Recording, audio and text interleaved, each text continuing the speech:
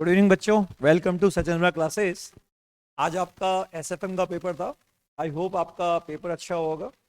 और आगे बढ़ने से पहले अगर आप इस चैनल में नए हैं तो आप इस चैनल को जरूर शेयर, लाइक एंड सब्सक्राइब करें। और आज हमारे साथ है सीए संजय सा सर, जो कॉस्टिंग और एसएफएम की क्लासेस लेते हैं और पिछले 15 सालों से इस सब्जेक्ट की क्लास ले रहे हैं और काफ़ी मतलब जयपुर में काफ़ी पॉपुलर टीचर है। तो संजय सर, हम आगे बढ़ने से पहले आपसे कुछ डिस्कस करना चाहेंगे कि जो आज का पेपर हुआ, तो आपके हिसाब से पेपर का लेवल कैसा था? पेपर का लेवल सर एवरेज था। बहुत इजी तो नहीं बोल सकते, फिर ट्रिकी क्वेश्चंस थे। तो अगर अच्छे से प्रैक्टिस करी होगी तो वो होगा। अच्छा सर, मैं ये और जानना चाहूँगा कि जैसे आपके हिसाब से ऑब्जेक्टिव पेपर और सब्जेक्टिव पेपर के हिसाब से ज़्यादा मतलब कौन सा ट्रिकी पेपर था? सर एमसीक्यू में हम बोल सकते हैं कि अगर किसी ने ज़्यादा ध्यान से क्वेश्चन को नहीं पढ़ा हो तो उसमें कंफ्यूज हुए होंगे, वो ट्रिकी थे। और जो आपके डिस्क्रिप्टिव क्वेश्चंस थे वो काफ़ी डायरेक्ट। अभी जैसे पिछले दो पेपर आ रहे हैं वो मतलब मॉडरेट पेपर आ रहे हैं, जैसे कॉस्ट ऑडिट का पेपर तो काफ़ी इजी था। तो आपके हिसाब से जो पिछले ट्रेंड के हिसाब से जो पेपर आ रहा है 2022 सिलेबस में, तो आप क्या कहेंगे कि ये पेपर उनके पेपर के हिसाब से कैसा था? एसएफएम का पेपर देखिए हमेशा थोड़ा डिफ़िकल्ट ही रहता है, क्योंकि काफ़ी ज़्यादा इसमें याद रखने का होता है, फॉर्मूलेज बहुत ज़्यादा होते हैं। तो अगर किसी को लास्ट मिनट में याद नहीं रहता तो वो परेशान होता है पेपर में। बट अगर हम ट्रेंड बेसिस पे बोले तो वही डिफ़िकल्टी लेवल से। अच्छा सर, चलो अपन क्योंकि बच्चों के एग्जाम है तो एक बार अपन आप बच्चों को आज के पेपर में के बारे में थोड़ा डिटेल में बताइए कि कैसा पेपर था और उनके एमसीक्यू के आंसर्स क्या क्या रहेंगे। एक बार आप कंटिन्यू।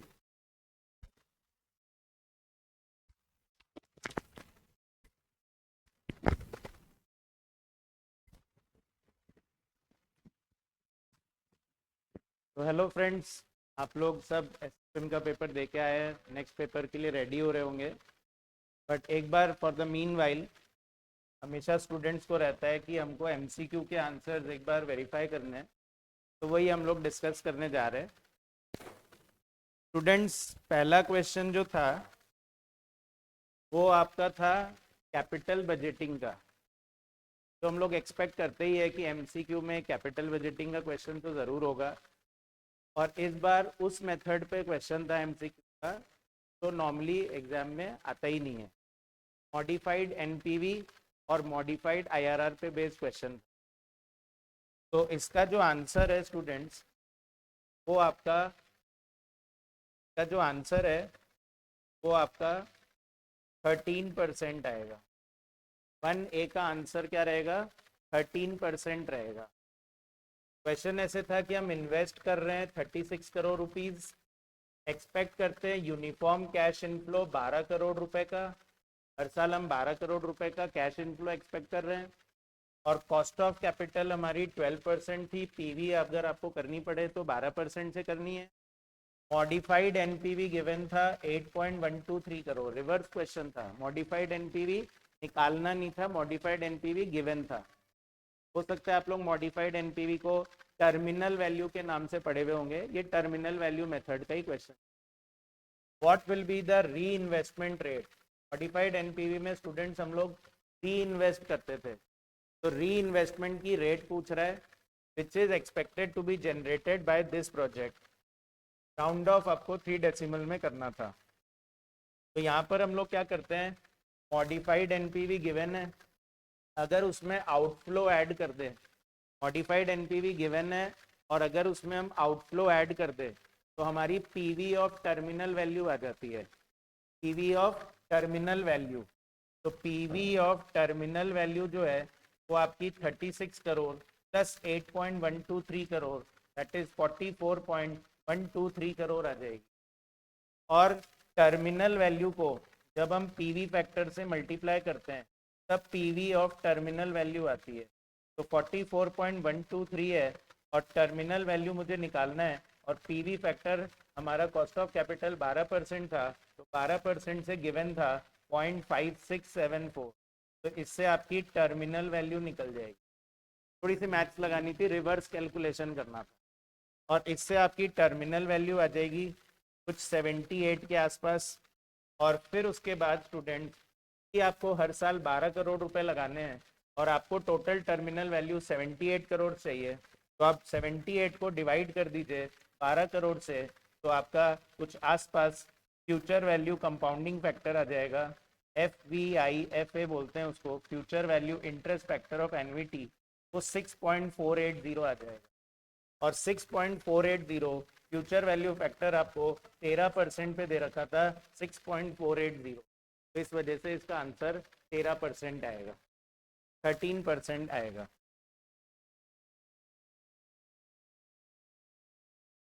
अच्छा, सेकंड क्वेश्चन में स्टूडेंट्स ये सिक्योरिटीज वैल्यूएशन का क्वेश्चन था, इक्विटी एंड बॉन्ड वैल्यूएशन से ये क्वेश्चन था, और बहुत ही बेसिक क्वेश्चन था, इंटर से आप लोग पढ़ते आ रहे हैं गॉर्डन्स मॉडल, तो इसमें लगाना था गॉर्डन्स मॉडल, और गॉर्डन्स मॉडल का फॉर्मूला क्या होता है, P0 equal to D1 upon KE minus. Question ऐसे था कि हम एक्सपेक्ट कर रहे हैं कि ग्रोथ रेट 8% रहेगी, और हम लोग अभी 10 रुपये पर शेयर डिविडेंड पे कर रहे हैं, और for investment at the risk level investor requires a return of 15%। Investor requires a return मतलब इन्वेस्टर बोल रहा है मिनिमम 15 तो चाहिए, कि मेरा KE दे दिया इन्होंने, तो KE दे दिया, आपको D0 दे दिया, आपको growth rate they the students 8%, तो आपको लगाना था that is 10 rupees, growth add करोगे और डिवाइड बाय 15% माइनस 8%, तो इससे आपका आंसर आ जाएगा 154.9। बी आंसर हो जाएगा स्टूडेंट्स 154.29। बी आंसर है इसका 154.29। सारी बात। चलिए थर्ड देखेंगे। थर्ड में था, थर्ड क्वेश्चन में स्टूडेंट्स ये आपका फॉरेक्स का क्वेश्चन था। फॉरेक्स के क्वेश्चन में आपको एक प्रीमियम और डिस्काउंट का फॉर्मूला पढ़ाया जाता होगा, forward premium, forward discount.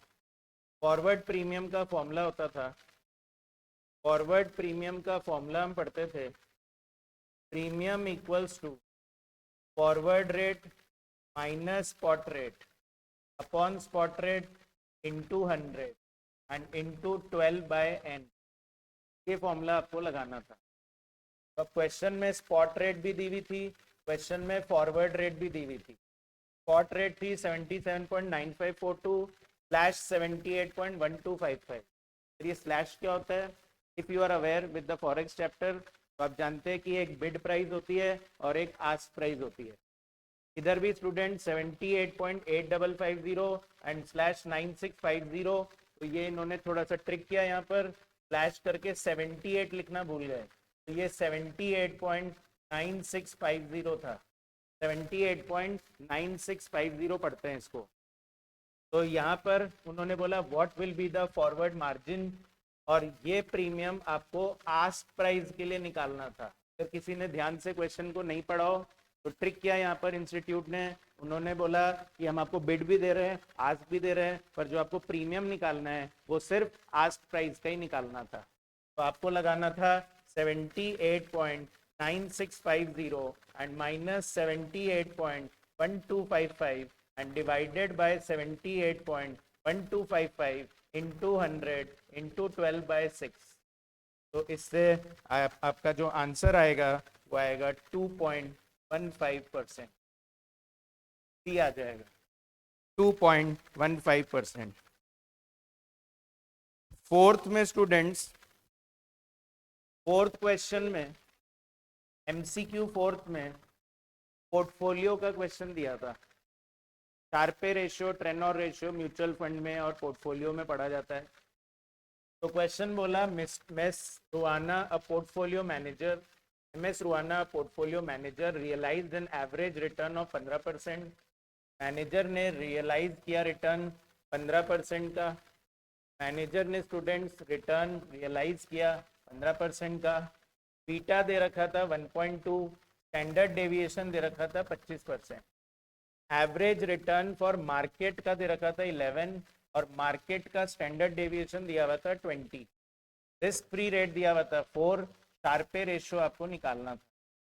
Sharpe ratio का फॉर्मूला आपको ध्यान हो तो it is RX minus RF divided by standard deviation. इसमें स्टूडेंट्स ना तो मार्केट के इंडेक्स का कोई रोल था और ना यहाँ पर हमको कोई यहाँ पर स्टैंडर्ड डेविएशन देखना था मार्केट का, यहाँ पर सिर्फ सिक्योरिटी का देखना था क्योंकि पोर्टफोलियो का देखना था क्योंकि उन्होंने पोर्टफोलियो का पूछा। तो पोर्टफोलियो का रिटर्न था 15 और रिस्क फ्री रेट थी 4 and divide by standard deviation करेंगे दैट इज 25%। तो 11 को जब 25 से डिवाइड करेंगे तो आपका रेशियो आ जाएगा 0.44। आंसर बी होएगा। ठीक है, बी आंसर है। Next is fifth students, theory question थी। अगर आपने थ्योरी पढ़ी है ना, थ्योरी का क्वेश्चन था, जो क्वेश्चन था ये बेसिकली आपके एफिशिएंट मार्केट हाइपोथेसिस जो हम लोग पढ़ते हैं चैप्टर सिक्योरिटीज में, पोर्टफोलियो में, तो उसी से रिलेटेड ये क्वेश्चन था। Cash is the study and analysis of securities price movements on the following assumption. एक बेसिक क्वेश्चन था कि हम लोग किस स्टडी मतलब जैसे fundamental study, technical study, economic study, company study, किस स्टडी में हम लोग ये फीचर्स, ये अजम्पशंस लेते हैं। There is a basic trend in the price, the trend is repetitive. तो ट्रेंड वगैरह की बात हम लोग कहाँ पर करते हैं, ट्रेंड वगैरह की बात हम लोग टेक्निकल एनालिसिस में करते हैं टेक्निकल एनालिसिस, चार्ट वगैरह ये सब हम लोग जो बना के देखते हैं टेक्निकल एनालिसिस, उसमें ही हम लोग ये अजम्पशंस नोट करते हैं। इसका आंसर बी था। फिर इसके बाद sixth again students theory question था। लास्ट चैप्टर जो हम आपको बोलते भी हैं कि फॉरेक्स का जो आपका सेक्शन है उसका लास्ट चैप्टर है डिजिटल फाइनेंस, जो स्टडी मटेरियल में लास्ट चैप्टर डला हुआ है वो पढ़ना चाहिए। उसी से 2 MCQ क्वेश्चन आए थे, एक आपका 6th क्वेश्चन था और एक आपका 8th क्वेश्चन। तो 6th और 8 दोनों थ्योरी क्वेश्चन थे। 6th बोल रहा था which of the following digital asset is a crypto currency which is pegged to any reserve asset like a fiat currency. Book में एकदम फर्स्ट लाइन यही दी हुई है। अगर आप फर्स्ट लाइन भी पढ़ के गए हैं तो आपको पता है कि इसका आंसर डी है, that is stable coin. Stable coin होता है इसका आंसर। 7th में स्टूडेंट्स डेरिवेटिव्स का क्वेश्चन पूछा था। 7th में डेरिवेटिव्स का क्वेश्चन था। डेरिवेटिव्स का क्वेश्चन था जनरल मॉडल जिसको हम बोलते हैं, है ना, पुट कॉल पैरिटी मॉडल बोलते हैं। पुट कॉल पैरिटी मॉडल का क्वेश्चन था इन जून 6 मंथ्स कॉल की प्राइस बता रहा था, 6 months call on red stock with an exercise price of 25। ये आपका एक्सरसाइज प्राइस हो गया, सोल्ड फॉर ₹5। तो ये आपके कॉल ऑप्शन की वैल्यू हो गई। The stock price was 20, S हो गया आपका। रिस्क फ्री रेट 5% है। How much would you be willing to pay for a put option. Put option की प्राइस निकालनी थी with same maturity and strike price, और पीवी फैक्टर इन्होंने आधे साल का 5% से दे रखा था। तो जनरल मॉडल आपका जो होता है पुट कॉल पैरिटी मॉडल बोलता है CO is equals to PO, sorry हमको PO निकालना था तो हम रैदर बोलेंगे PO equal to CO plus E upon E की पावर RT माइनस S। इस फॉर्मूले से हम लोग यही सिखाते थे आपको, हम कॉल की वैल्यू भी निकाल सकते हैं और हम पुट की वैल्यू भी निकाल सकते हैं। तो हमको क्योंकि पुट का पूछा था तो हमने पुट की वैल्यू निकालने की कोशिश करी। तो CO जो आपका था वो कितना था, ₹5, और E जो है वो आपकी कितनी है, ₹25 डिवाइडेड बाय आपका पीवी फैक्टर करते थे हम लोग। तो पीवी फैक्टर क्वेश्चन नहीं दे दिया था 0.9756, और इसमें से अगर आप स्पॉट प्राइस माइनस करेंगे 20 तो आपका आंसर आ जाएगा 9.3। इस वजह से 7 का आंसर ए रहेगा। 8th स्टूडेंट्स थ्योरी क्वेश्चन था which of the following is not a potential benefit of CBDC। हम आपको इंपॉर्टेंट बोलते भी है कि CBDC पे क्वेश्चन आ सकता है। तो बोल रहा है CBDC के एडवांटेजेस होते हैं, बेनिफिट्स होते हैं। तो हमने बहुत सारे बेनिफिट्स पढ़े हुए थे, तो कौन सा बेनिफिट नहीं है। तो कीपिंग ट्रैक ऑफ ट्रांजैक्शन ये CBDC का एडवांटेज है। टेक्नोलॉजिकल एफिशिएंसी आती है, ये CBDC का एडवांटेज है। Providing a digital record of every transaction, ये भी इसका एडवांटेज है। ऑब्वियसली सी इसका एडवांटेज नहीं है। ठीक है, इलीगल एक्टिविटीज करने के लिए नहीं है।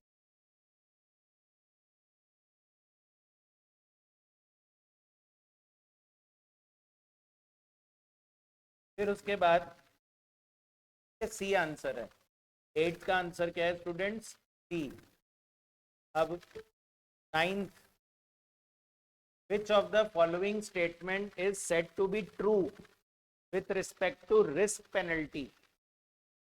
हमने स्टूडेंट्स मार्कोविट्स मॉडल पढ़ा हुआ है पोर्टफोलियो में, तो वहां पर हम लोग बात करते हैं ऑप्टिमम पोर्टफोलियो की, कि जो फ्रंटियर हम लोग बनाते हैं उसके ऊपर जितने भी पोर्टफोलियोज है वो सब एफिशिएंट है, और उसके नीचे जो भी है वो सब इनएफिशिएंट है। फिर में पढ़ते हैं ना कि कर्व बना लिया, उसके ऊपर जितने भी एफिशिएंट है उसके नीचे जितने भी है वो इनएफिशिएंट, और उसमें से फिर हम बोलते थे एक ऑप्टिमम पोर्टफोलियो होता था, बेस्ट पोर्टफोलियो जो हमारी यूटिलिटी को सेटिस्फाई करता है। तो उस पे थ्योरी अपने बुक में दी हुई है रिस्क पेनल्टी के नाम से, पेज 320 पे आपको मिल जाएगा बुक में, है ना, पेज नंबर 320 पे आपको बुक में मिल जाएगा रिस्क पेनल्टी। रिस्क पेनल्टी के बारे में वहीं पे बुक में स्टडी मटेरियल दिया हुआ है। तो पूछ रहे थे कौन सा स्टेटमेंट जो है वो ट्रू है, कौन सा स्टेटमेंट इसके रिस्पेक्ट में ट्रू है। तो higher the risk penalty, lower the utility. Obviously utility मतलब क्या होता है? सेटिस्फैक्शन। तो अगर रिस्क पेनल्टी ज़्यादा है तो मेरी यूटिलिटी क्या होगी? कम होगी। तो ये ट्रू लग रहा है मुझे। एंड फिर उसके बाद risk penalty will be lower for smaller values of risk tolerance and higher values of variance of asset mix. ये इतना सही नहीं लग रहा है। And for risk loving investors risk tolerance is high and risk penalty is low. Risk penalty में और risk tolerance में इनवर्स रिलेशन होता है स्टूडेंट्स, और इस वजह से ये हमारा आंसर ये भी सही है। तो हम बोलेंगे 1 और 3, डी इसका आंसर होना चाहिए। ठीक है। फिर 10th है स्टूडेंट्स। 10th आपके ऑप्शन के गीक्स का आंसर करते हैं ना, 5 Greeks of Black Scholes model, जिसमें आपको gamma, delta, vega, rho, theta के बारे में बताया जाता है। तो उसी पे क्वेश्चन था कि रो जो है बोल रहा है an option theoretical value increases by 1.8%।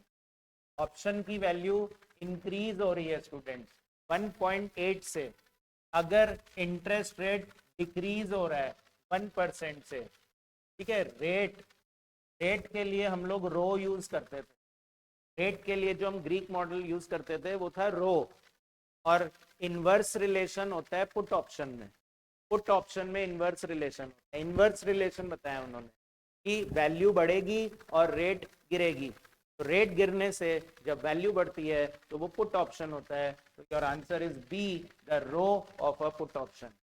B, that is the rho of a put option. 11th question जो है स्टूडेंट्स, ये आपके अगेन डेरिवेटिव्स का क्वेश्चन है।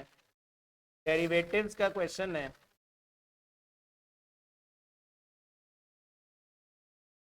इलेवेंथ जो है स्टूडेंट्स वो डेरिवेटिव्स का क्वेश्चन है।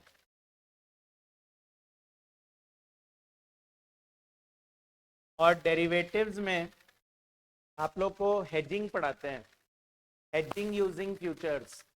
डेरिवेटिव्स में क्या पढ़ाते हैं? Hedging using futures. डेरिवेटिव्स में हम लोग क्या लेते हैं? Hedging using futures. तो जिसका फॉर्मूला होता है आपका desired exposure divided by value of contract. Desired exposure divide by value of contract, तो उससे आपका नंबर ऑफ कॉन्ट्रैक्ट्स आ जाता है। तो ये बहुत ही एक इजी बेसिक क्वेश्चन है। सब लोग अगर बेसिक डेरिवेटिव पढ़ के गए तो आप जानते होंगे कि ये करते हैं। तो डिजायर्ड एक्सपोजर था आपका 1.8 into portfolio value that is 1500 lakh and divided bye एक कॉन्ट्रैक्ट की वैल्यू 9000 इंटू 200। तो इससे आपका आंसर 150 आ गया होगा, डी, है ना। 1500 into 1.8 divide by 9000 into 200, 1500 lakh है, 1500 lakh and divide by 9000 into 200, इससे आपका डी आंसर आ जाएगा 150। स्टूडेंट इसके बाद आपका 12th क्वेश्चन था म्यूचुअल फंड का।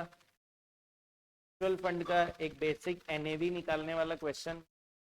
एनएवी निकालने के लिए हम क्या करते हैं, वैल्यू ऑफ इन्वेस्टमेंट है तो हम प्लस कर देते हैं, वैल्यू ऑफ इन्वेस्टमेंट प्लस कर देते हैं, रिसीवेबल्स प्लस करते हैं, अक्रूड इनकम सब असेट्स होते हैं। एनएवी कैसे निकालते हैं, असेट्स माइनस लाइबिलिटीज। तो मुझे असेट्स गिवन है, value of investment, receivables, accrued income, other current assets. अच्छा, लाइबिलिटीज माइनस करते हैं, अक्रूड एक्सपेंस माइनस करते हैं। और जब आप इनको नेट करोगे, जब आप इनको नेट करोगे तो स्टूडेंट्स आप लोग की एनएवी आ जाती है। जब आप नेट करेंगे तो आपकी क्या आ जाती है, एनएवी आ जाती है। और एनएवी आई होगी 4350, एनएवी आएगी 4350 को डिवाइड कर दें नंबर ऑफ यूनिट से, 300 लाख यूनिट से इसको डिवाइड कर दें तो आपकी एनएवी पर यूनिट आएगी 14.5 रुपए। एनएवी पर यूनिट आएगी 14.5 रुपए। पर गलती से आंसर 14.5 मत दे दीजिएगा स्टूडेंट्स, प्लीज मेरी बात नोट कर लीजिएगा। एनएवी का आंसर 14.5 आ रही है तो आप सी आंसर मत टिक कर दीजिएगा, क्योंकि उन्होंने बोला कि एंट्री लोड है इसमें 3% का। जब कोई एंटर होगा तो वो 3% खर्चा भी देगा। तो पूछ रहे थे mister Kuas wants to purchase units, per unit price he will pay. तो ही विल पे का आंसर होगा 14.5 डिवाइडेड बाय 97 इंटू 100। उसको ज़्यादा देना पड़ेगा क्योंकि 3% का खर्चा भी होगा। तो मान लीजिए जैसे वो 100 रुपये देगा, उसमें 3 रुपये खर्चा होगा, तब उसको जाके 14.5 रुपये में यूनिट मिलेगा। तो उसको ज़्यादा देना पड़ेगा। तो ये 97 के लिए, तो 100 के लिए कितना होगा, तो इससे आपका आंसर आएगा 14.95। 14.95 ये आपका बी हो जाएगा आंसर। 12th का आंसर है बी। 13 स्टूडेंट्स, आपका कोरिलेशन निकालने का क्वेश्चन था। 13 में आपको कोरिलेशन निकालना था, पोर्टफोलियो का क्वेश्चन है। इसमें आपको शार्पे रेशो दे रखा था, शार्पे रेशो भी दे दिया, ट्रेनोर रेशो भी दे दिया। शार्पे रेशो 0.37 और Treynor ratio 4.16। The risk premium on the fund is 6%। का कोई रोल नहीं है risk premium on the fund. The standard deviation of the fund is 11.8%, standard deviation दे दिया। Standard deviation of market index दे दिया students 9.56%। और आपको कोरिलेशन निकालना था। तो बेसिकली ऐसा क्वेश्चन हमने एक पहले भी किया हुआ है क्लास में। तो इसमें हम लोग को बीटा ढूंढना पड़ेगा। क्या ढूंढना पड़ेगा, बीटा। तो हम लोग क्या करेंगे, शार्पे रेशो यूज करेंगे। का फॉर्मूला होता है R X minus R F upon standard deviation. Sharpe ratio 0.37 है। Excess return R X minus R F को बोलते हैं। और इसका स्टैंडर्ड डेविएशन आपको दे रखा था कितना, 11.8। तो आपका R X minus R F निकल जाएगा। और R X minus R F कितना आएगा, 4.37। 4.37। फिर ट्रेनोर रेशो होता है R X minus R F and divided by beta. Treynor ratio 4.16 था, R X minus R F 4.37 और बीटा जो है वो आपको निकालना था। तो इससे आपका बीटा निकल गया होगा और बीटा आया होगा स्टूडेंट्स आप लोग का 1.05। और फिर बीटा का फॉर्मूला होता है correlation into standard deviation X upon standard deviation M. 1.05 correlation निकालना था। स्टैंडर्ड डेविएशन एक्स का दिया हुआ है 11.8 एंड डिवाइड बाय मार्केट का दिया हुआ था 9.56। तो इससे आपका कोरिलेशन निकल जाएगा और वो कोरिलेशन आएगा 0.85। कोरिलेशन इज 0.85 हो जाएगा। 14th में स्टूडेंट्स, 14th में आपको स्टोकास्टिक निकालना था। स्टोकास्टिक अगेन हम लोग थ्योरी में पढ़ते हैं। स्टोकास्टिक थ्योरी में गिवन होता है हम लोग के। तो स्टोकास्टिक का फॉर्मूला, के का फॉर्मूला हम लोग पढ़ते थे closing price minus lowest price divided by high price minus low price. नहीं पढ़ते थे स्टोकास्टिक का formula. Closing minus lowest upon high minus low, तो क्लोजिंग जो है वो आपका कितना हो जाएगा 160.5 minus low 145.2 divide by high that is 190 and minus low 145.2, so this will give you 34.15%, 34.15% A answer हो जाए। ठीक है, एमसी 14 का आंसर क्या है 34.15। 15th जो है students, 15th again theory question था ना, लास्ट एमसीक्यू जो अगेन थ्योरी क्वेश्चन था कि event study is a test of which form of efficient market hypothesis. Efficient market hypothesis क्या पढ़ते हैं थ्योरी में कि स्ट्रॉन्ग फॉर्म होता है, वीक फॉर्म होता है, सेमी स्ट्रॉन्ग होता है। तो बोल रहे हैं ये जो स्टडी है इवेंट स्टडी, ये इवेंट स्टडी जो टेस्ट करते हैं हम लोग, ये किस हाइपोथेसिस में करते हैं? वीक फॉर्म में करते हैं, सेमी स्ट्रॉन्ग में करते हैं, या स्ट्रॉन्ग में करते हैं?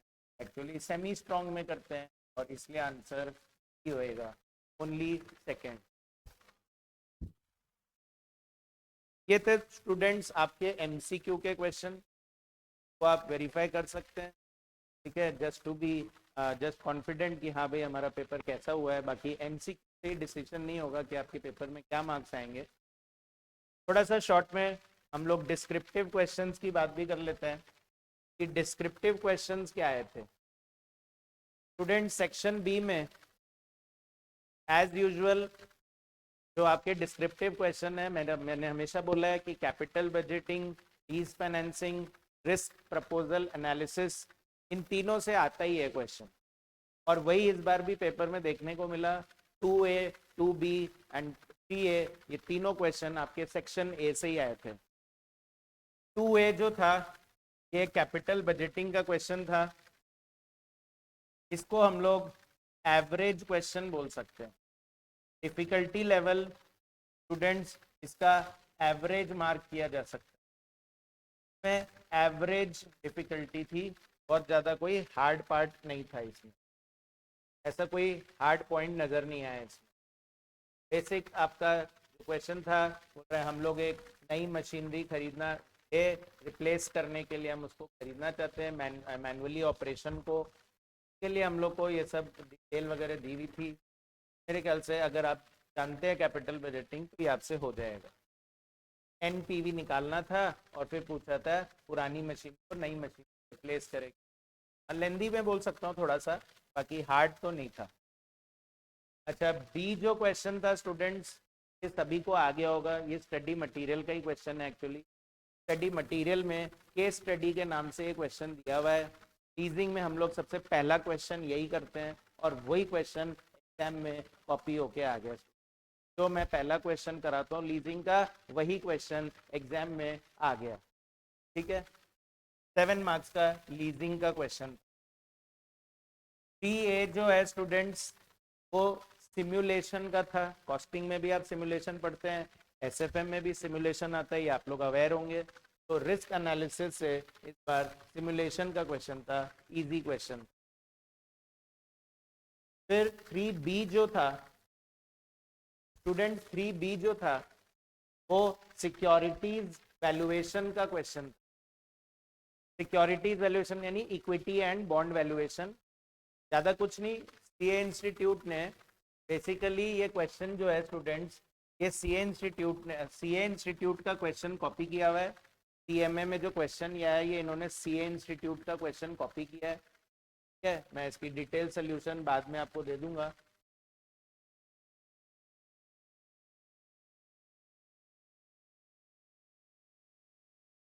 फिर 4A स्टूडेंट्स, कन्वर्टेबल बॉन्ड, जो आपको हमने बोला ही है, हर अटेम्प्ट में लगातार कन्वर्टेबल बॉन्ड का क्वेश्चन आ रहा है। जब से न्यू सिलेबस में secure equity and bond valuation topic add हुआ है, इंस्टीट्यूट ये क्वेश्चन दे ही रहा है कन्वर्टेबल बॉन्ड का। वही क्वेश्चन कन्वर्टेबल बॉन्ड का आया था, इजी सा ही क्वेश्चन। नेक्स्ट था बी, म्यूचुअल फंड। ठीक है। 4B जो है वो स्टूडेंट्स म्यूचुअल फंड का क्वेश्चन था। मेरे नोट्स में ये क्वेश्चन ऑलरेडी आपको मिल जाएगा और उसमें आप वेरीफाई कर सकते हैं आपका आंसर क्या है। 4B म्यूचुअल फंड का था, वही शार्पे ट्रेनोर गिवन था, आपको बीटा निकालना था। जैसे जस्ट अभी एमसीक्यू में किया, शार्पे रेशियो से आप RX माइनस RF निकालेंगे और उससे फिर आप बीटा निकाल लेंगे ट्रेनोर रेशियो से, तो बीटा बताओ और फिर NAV बताओ। 7 मार्क्स का था, हालांकि मुझे लगता है कि ये इंस्टीट्यूट 10 मार्क्स में भी दे सकता था, पर ठीक है 7 में डाला हूँ, हिंदी तो था थोड़ा सा। 5th A जो है स्टूडेंट्स, अगेन पोर्टफोलियो का क्वेश्चन। जनरल हम लोग ऐसा करते ही थे स्टडी मैट में, स्कैनर में भी ऐसे क्वेश्चंस है। वही क्वेश्चन था, रिटर्न बताइए, बीटा बताइए, एक्सपेक्टेड रिटर्न बताइए, ओवर वैल्यूड अंडर वैल्यूड बताइए, वही क्वेश्चन आया था। 5A easy question. 5B जो है स्टूडेंट्स, अगेन पोर्टफोलियो का ही क्वेश्चन था। कोएफिशिएंट ऑफ कोरिलेशन निकालना है एक्सेल का मार्केट के साथ, एक्स और एम के साथ, वाई और एम के साथ, डीलक्स और मार्केट के साथ। वेरिएंस ऑफ पोर्टफोलियो पूछा था, वेट्स दे दिए इन्होंने। वेरिएंस ऑफ पोर्टफोलियो आप जानते हैं, risk of portfolio, Markowitz model A² + B² + 2AB into correlation, इसी का क्वेश्चन था। और whether unsystematic risk is less than individual company stock, वो कैलकुलेट करके लिखना था अनसिस्टमैटिक रिस्क। 6A जो है, पता नहीं कितनी बार मैंने इसको इम्पोर्टेंट बोला होगा, और वही क्वेश्चन एकदम स्टूडेंट्स आ गया एग्जाम में। 2022 दिसंबर में भी आया हुआ है, 2023 दिसंबर में भी आया हुआ है, और 2024 दिसंबर में भी ये क्वेश्चन आ गया। हर साल लगातार ये क्वेश्चन डाल रहे हैं, है ना। डेरिवेटिव का क्वेश्चन है, कितने कॉन्ट्रैक्ट्स करने हैं, जैसा कि हमारे MCQ में भी था, कॉन्ट्रैक्ट्स कितने करने हैं, उसी तरह का ये क्वेश्चन। फिर students next question again derivatives का, कॉल ऑप्शन पे क्वेश्चन था, कॉल भी किया है और हमने स्ट्राइक प्राइस ली है, पुट ऑप्शन भी किया है, उसकी स्ट्राइक प्राइस भी दी हुई है। बोल रहा है प्राइस या तो बढ़ जाएगी या प्राइस गिर जाएगी या अगेन प्राइस बढ़ जाएगी, तो वो लोग गेन लॉस निकालते थे, उसी का क्वेश्चन। 7A नोट्स में भी ऐसे मैंने क्वेश्चन दे रखे हैं, ऐसे क्वेश्चन हमने बहुत सारे प्रैक्टिस किए। 7A जो था वो आपका फॉरेक्स का क्वेश्चन था, हेजिंग का। हेजिंग में आप लोग जानते ही है कि मनी मार्केट हेज भी आता है, कॉल ऑप्शन पुट ऑप्शन भी आता है, फॉरवर्ड भी होता है, नो हेजिंग भी होती है। इसी का एक क्वेश्चन बनाया था, इजी क्वेश्चन ही था, कि इसमें डिफिकल्टी नहीं थी। अगेन स्टूडेंट्स 7B जो है, 7B जो है वो एग्जाम में आया हुआ ही है, 2018 जून में आया हुआ है, 2018 जून में आया हुआ है। इसी का इन्होंने ये क्वेश्चन बनाया। स्पॉट रेट दी हुई है, फॉरवर्ड रेट दी हुई है, तो पूछ रहे हैं कि by what percentage has the dollar currency change. अच्छा, यहाँ भी बोला आस्क प्राइस के हिसाब से ही बताना है, कोई प्रीमियम चेंज कितना हुआ आस्क प्राइस में, ये आपको बताना है। फिर बोला बिड प्राइस के पॉइंट ऑफ व्यू से बताना है, कितने डॉलर दोगे, कितने रुपीज लोगे, इस तरह का क्वेश्चन हम कर चुके हैं 2018 जून में, 2018 दिसंबर, आई थिंक सो जून ही है, 2018 जून 2B में मिल जाएगा। और फिर स्टूडेंट्स थ्योरी क्वेश्चन आया ही था, कि थ्योरी आपने पढ़ी होगी, उसके अकॉर्डिंग अगर आपने कोई प्रैक्टिकल छोड़ा है तो थ्योरी अटेम्प्ट करने की नीड आई होगी, और अगर आपने थ्योरी मतलब सारे प्रैक्टिकल कर लिए होंगे तो थ्योरी अटेम्प्ट नहीं करना पड़ा। आई होप कि इस एक्सप्लेनेशन ऑफ पेपर से आपको थोड़ा कॉन्फिडेंस आया होगा कि आपका पेपर अच्छा हुआ है। ठीक है, डोंट वरी, आप अपने आगे के पेपर्स के लिए प्रिपेयर करिए। ठीक है, विद दिस तो आगे आपको डिटेल सोल्यूशन भी प्रोवाइड करेंगे। अभी के लिए फिलहाल focus on your next paper. All the best friends, thank you.